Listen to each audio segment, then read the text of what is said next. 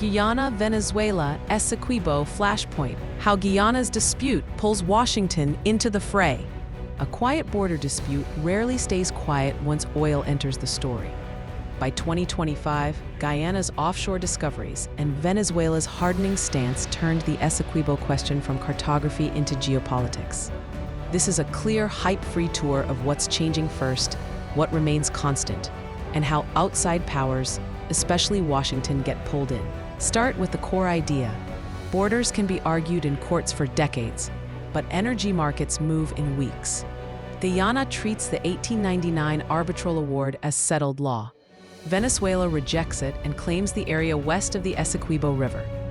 As production ramps up off Guyana's coast, the dispute stops being abstract.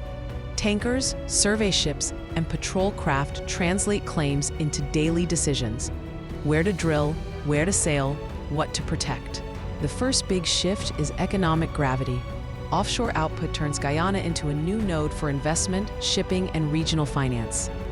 That draws insurers, service firms, and big-ticket infrastructure, all of which depend on predictable security.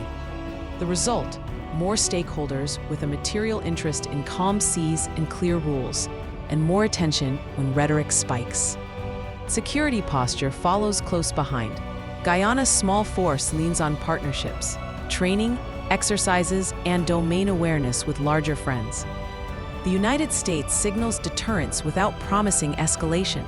Visible cooperation, legal backing for peaceful settlement, and encouragement to keep the dispute inside courts and diplomacy rather than at sea.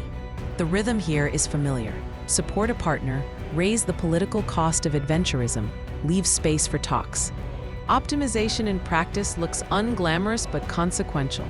Maritime traffic separates survey zones from shipping lanes, Coast Guards standardize hailing protocols, and hotlines try to turn near misses into paperwork rather than incidents.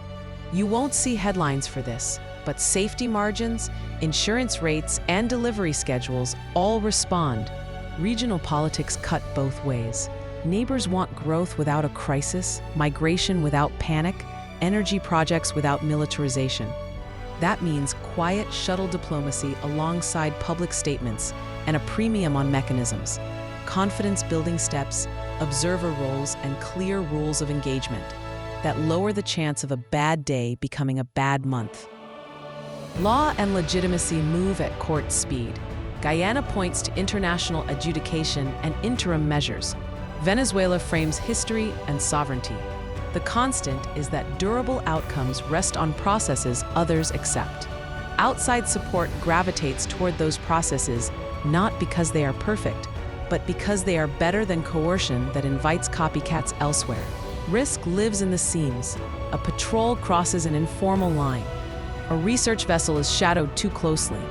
A domestic audience demands a show of resolve. That is why messaging, maps, and restraint matter.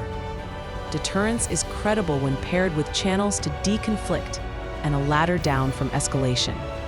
How to watch the next phase, track activity around offshore blocks, and whether commercial timelines slip. Note changes in military flight or patrol patterns and whether they are routine or pointed.